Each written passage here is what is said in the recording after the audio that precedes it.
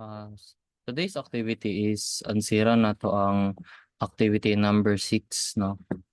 So, mag-start ta sa number 1.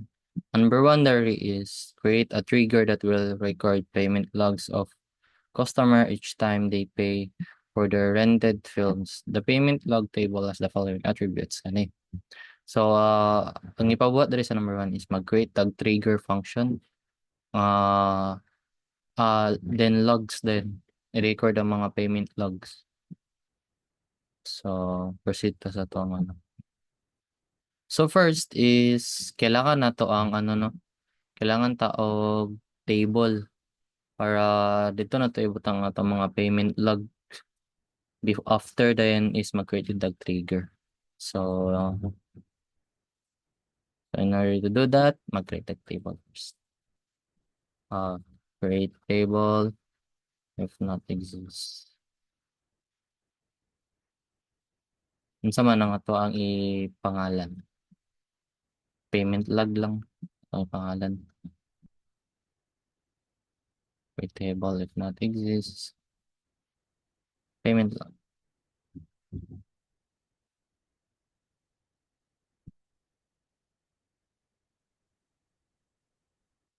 Or not exists payment log.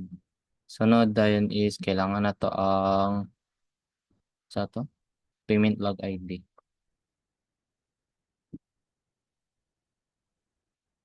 Payment log ID. Primary key. Primary key ay and primary key. Ito yung sunod na to. Customer ID, rental ID. Customer ID and rental ID. And,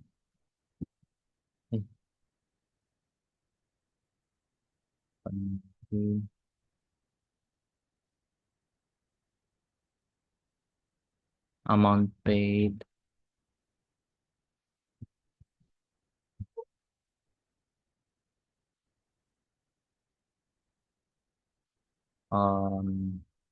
Decimal.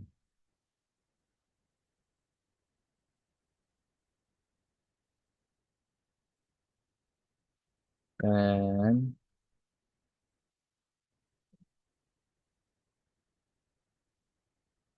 staff ID and date updated. Staff ID and date data. Ano ba?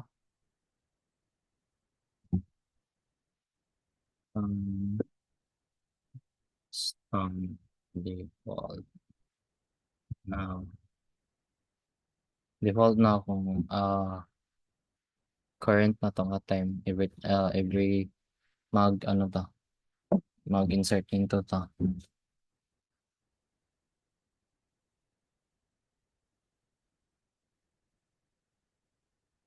Serial line na. Or int, better mo ba dyan?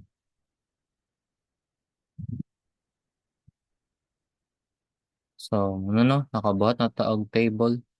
Now is mag-create taog function. Second is mag-create taog trigger nga function, no? Para ang mag-insert taog values is ibutang din niya dari sa ato ang gibuhat nga table. So, create table na rin.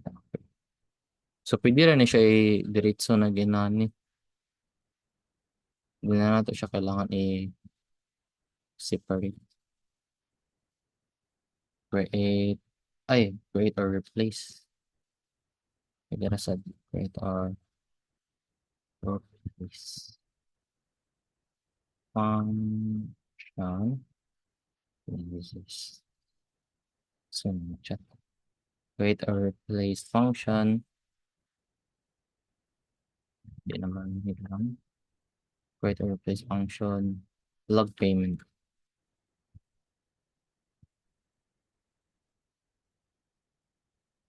Payment log naman eh. Nag-payment lang atong ibutang na. Dayon return trigger.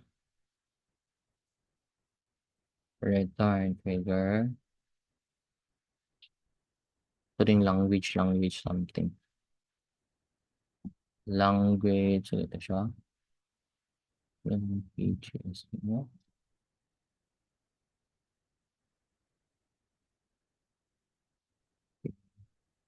SQL, languages. Um,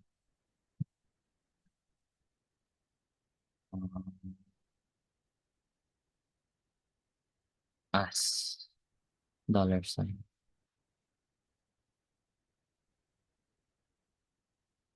Dahil ang begin.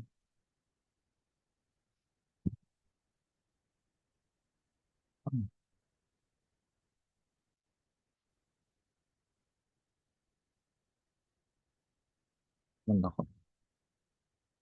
Insert into na rin to. Insert into. Ito to mga ano? Dara, insert into payment log. Payment log. Dali natin pambutang mga column na ano. Si customer ID.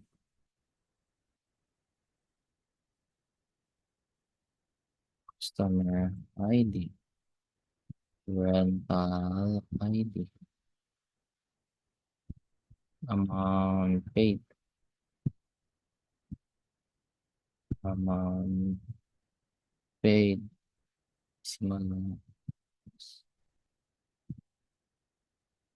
staff ID.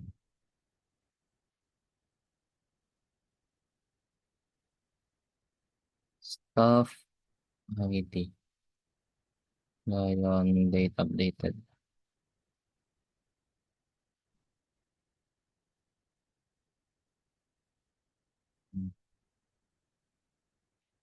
Then, sunod niya is ang values na.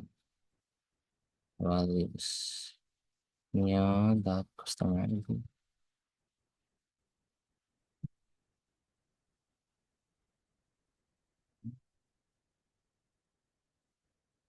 Dot rental ID. Dot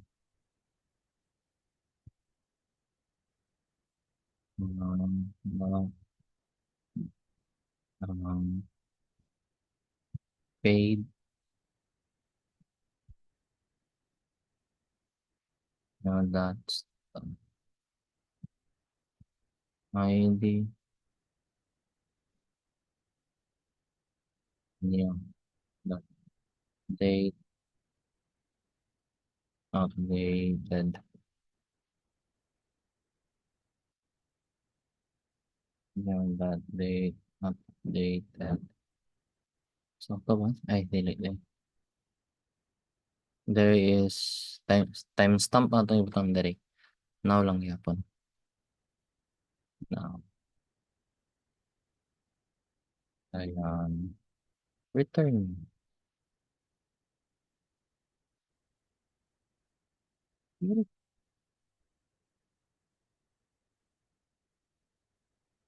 And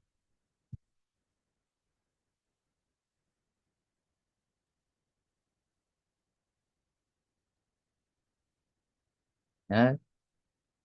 So, nakabuhat na tag trigger function, no? Every time mag-insert ta og sa'yo customer. Sige mo. Mag-insert ta og new customer is malag siya diri sa payment log mabutang. Then now sunod na to buhatan is after sa trigger function, no?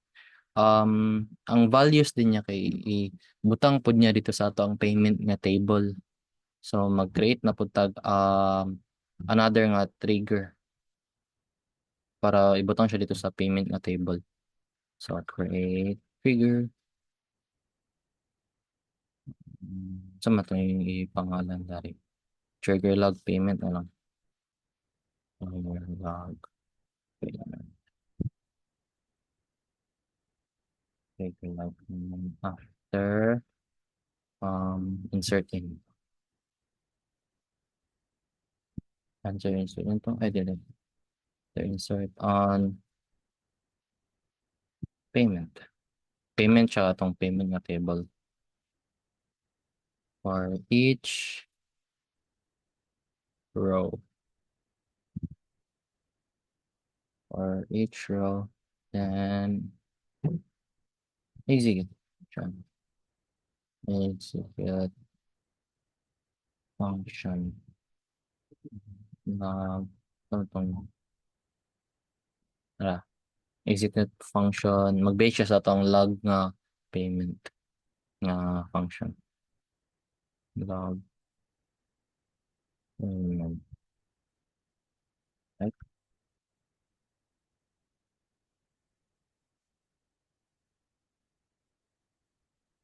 Dapat mo run na ni siya.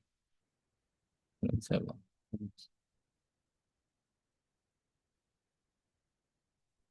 language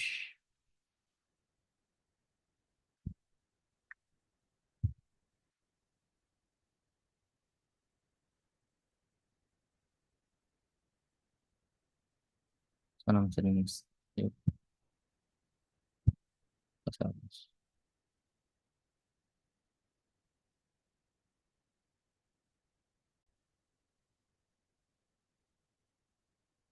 naraday kulang na ito guys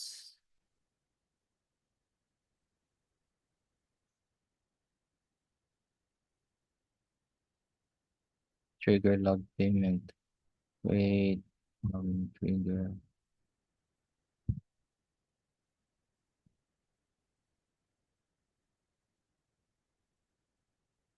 kaya nasa na skip